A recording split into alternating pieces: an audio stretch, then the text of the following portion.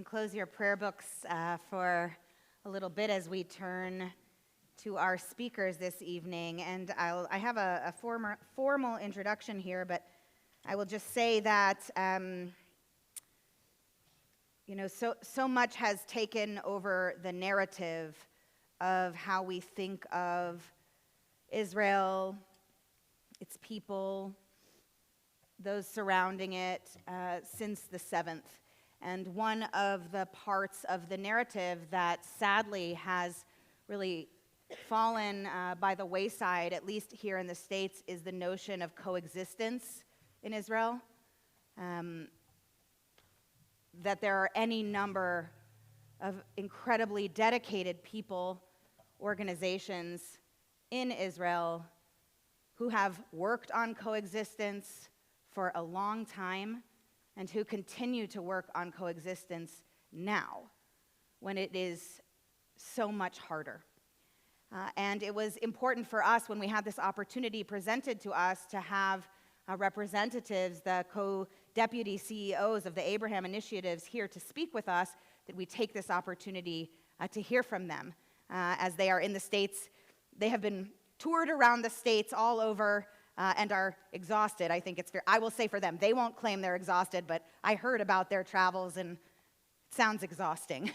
But they are here to offer their truth, their experience, and I think when you hear it, if you have been like me and found it hard to access hope, perhaps this might open a door for you.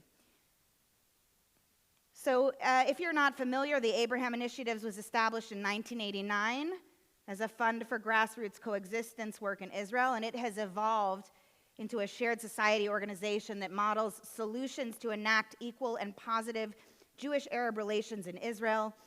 The organization envisions Israel as a democratic state, a homeland of the Jewish people and all its citizens that guarantees and protects the full citizenship and equal rights of its Palestinian citizens, where Jewish and Palestinian Israelis co-create a cohesive, inclusive society. You have probably heard that that was not possible anymore, that was dead after October 7th. And yet here we are, hearing from people who are living their lives dedicated still actively to that possibility. So it's my pleasure to invite up Shahira, Shalaby, and Ruth, Lewin-Chen. These are the co-deputy CEOs of the Abraham Initiatives. Their bios are unbelievable. I'm not going to go into the whole thing because they're going to speak, but just a few highlights. Shahira is the former deputy mayor of Haifa, former city councilor, and was among the founders of the Palestinian feminist movement in Israel. She's established numerous organizations and initiatives to improve the status of Arab women. She is a content expert and field representative for the Interagency Task Force, a group facilitator specializing in dialogue, conflict resolution, and facilitator training, and she holds a master's degree in religious studies and a bachelor's in social work. Ruth Lewin-Chen is the previous leader of the Abraham Initiative's Mixed Cities program. She has rich experience directing conflict resolution programs and facilitating dialogue groups for Arab and Jewish youth. Her skill set comes from her experience advocating for representation of women in decision-making positions in local council in Mevatzeret Zion. She spent a decade facilitating dialogue groups of Arab and Jewish youth with Seeds of Peace. Many of you have heard about that. Givat Chaviva, Yimka, YMCA International in Jerusalem, and more. We are so honored to have both of you here with us this evening. Won't you give them a warm welcome? You okay? Yeah, I'm fine. Okay. Thank you. Great. Thank you so much. Thank you so much. I'm so excited to be here. She said I'm exhausted, but I'm not. I'm excited. Really, thank you for this nice event and evening. And I would like to thank you for singing for peace. Because if you ask me mostly what I need personally and what we need in Israel, both nations, Palestinian and Jewish, is peace. I wasn't planning to do this, but your songs, your evening just made me very emotional this night. And I really want to share with you openly my feeling hearing these songs and being here with you, I started to ask myself what I'm doing here. Is this the right place to be?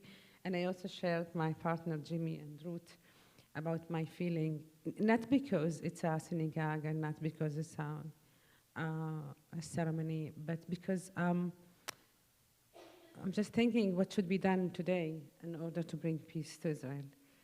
And we are singing all over the world. We are meeting people from all over the world in order to convince people and to raise awareness about what should be done in order to end this unresolved, unfinished conflict in the Middle East. So I'm coming from this place, and when I raise this, I just want to tell you who we are as an organization. So we are, both of us, Ruth and I, we are co-deputy directors of the Abraham Initiative organization in Israel. It's a shared society organization, one of the largest shared society organization in Israel, and we act in order to promote shared society in Israel, but we are also walking the talk. We are a shared organization.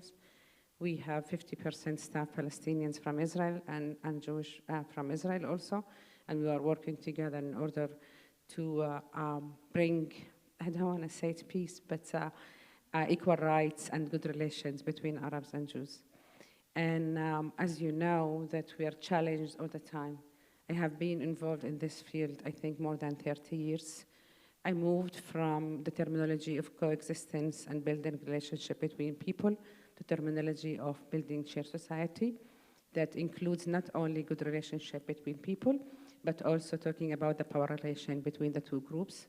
So our aim and purpose is to bring equal rights to the Palestinian citizens of Israel, because we believe the moment that the Palestinians will feel equal to the will feel equal citizens in the state of Israel, they will have more feeling of belonging. They will have more responsibility to keep the public and shared space as safe as it should be. So our activities includes so many programs in the ground. We work in the educational field. We try to fight against organized crime in the Arab society. We work in mixed cities. We build local leadership in order to encourage people just to go with us in our path in order to make Israel is a better place for all of its citizens. I will lead the stage for my colleague, Ruth, that she will explain you more about what's going on now in Israel after October 7th and related to the relationship between Arabs and Jews. Thank you. Thank you, Shahira, and thank you for the invitation to join you this evening. I was thinking in the beginning of the ceremony when each said Shabbat Shalom to your neighbor, I thought, how would it look like to have like half Arab citizens of Israel and half Jewish citizens of Israel saying like hi to each other, especially at this time. And I think it's the separation in Israel between Jews and Arabs is such that it was hard for me to imagine such a situation. And so before I share a bit about the relationships between Jews and Arabs, citizens of Israel, after October 7th, I want to take you a bit back to the events of May 2021. So I guess some of you know that in May 2021, it was the end of the month of Ramadan, exactly like, I mean, almost like today. And due to incidents in Al-Aqsa Mosque, some of Arab citizens went to demonstrate in the mixed cities of Israel and also in Arab towns. And that turned into violent clashes between Jews and Arabs living in mixed cities, with several people who paid with their lives for that, both Arab and Jewish. And during this incident, I was actually the manager of Shared Cities Initiative at the Abraham Initiatives. And we did everything we could in order to really try and prevent the escalation and violence in mixed cities.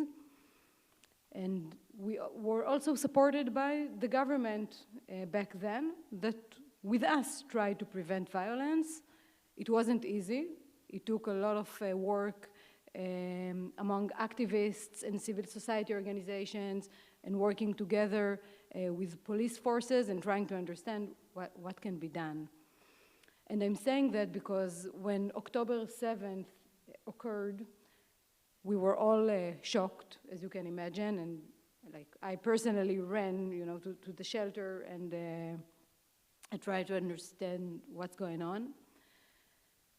But that evening, we realized that we're facing a situation which is similar to what we experienced in May of 2021, but this time we have a different government. And this time we're facing a government, the most radical right-wing government that Israel has ever had, which will do everything to provoke and to create an escalation between Jews and Arabs instead of preventing it. And we understood that if civil society will not be the one to contain the relationships and prevent escalation, we're going to be in a much harsher situation than the one we experienced during May of 2021. And so what we did is that evening of October 7th, we already we invited people to join us together with other civil society organizations for a Zoom meeting. And we said, let's think together what we can do right now in order to prevent escalation in mixed cities specifically and in mixed regions. And we were shocked that in this Zoom meeting, we already had over 200 participants from the different organizations who came together to think what can be done. And since then, we're busy with doing that, with operating on the ground. We actually hired coordinators, again, together with other organizations, in the mixed cities, in the mixed regions, everywhere where Jews and Arabs are living together, living in proximity. It's not always really together, it's not always shared. But we brought coordinators to bring together the police, the municipality, as well as activists and civil society organizations. And everything that we're doing since October 7th is actually trying to hold the relationships between Jews and Arabs together. I must say that so far it seems like, that we managed,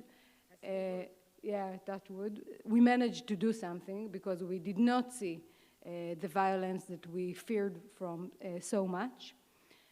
And like Shahira said, also in our organization, we see the hope to how even in such difficult times, we still work together, Jewish and Arab workers, in order to maintain this shared society that we're working so hard to build. Maybe you want?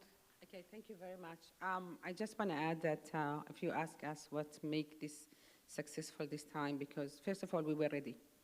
30 years of working in the field with our partners from the other civil society organization promoting the idea of shared society. Maybe this is the time this is the first time, as an activist, I could see how much we were arranged, organized. We knew immediately what should we do, not only in the field of shared society, but as you all know, that civil society organizations were the first to give aid to the people who was traumatic or that was suffering, was hurt from the war and from the attack. So the civil society organization becoming more and more important factor in the state of Israel, especially under this extreme right government that really doesn't support bringing the right things to the field. So we were there, we will be there, and we will stay there in order to continue doing our work. And our hope is that we will have a peaceful time in order to be able to develop and not only prevent escalation and violence in the streets. And if you don't mind, I will end I wasn't checking my WhatsApp. I just wanna I read a poem from Mahmoud Darwish, a Palestinian, how to say? Poet. And I will try to translate to English. First, I will read it in Arabic, if you don't mind, okay?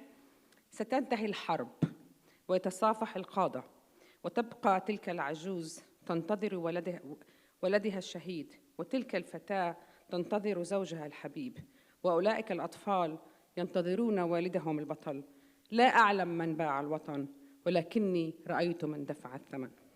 In English, the war will end and leaders will shake their hands and that all women remain waiting for her son and that girl waiting for her lovely husband and these children waiting for their dad.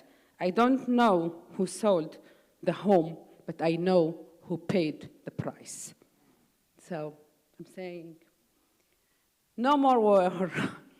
And how to say? Salam alaikum. Salam alaikum. Thank you very much.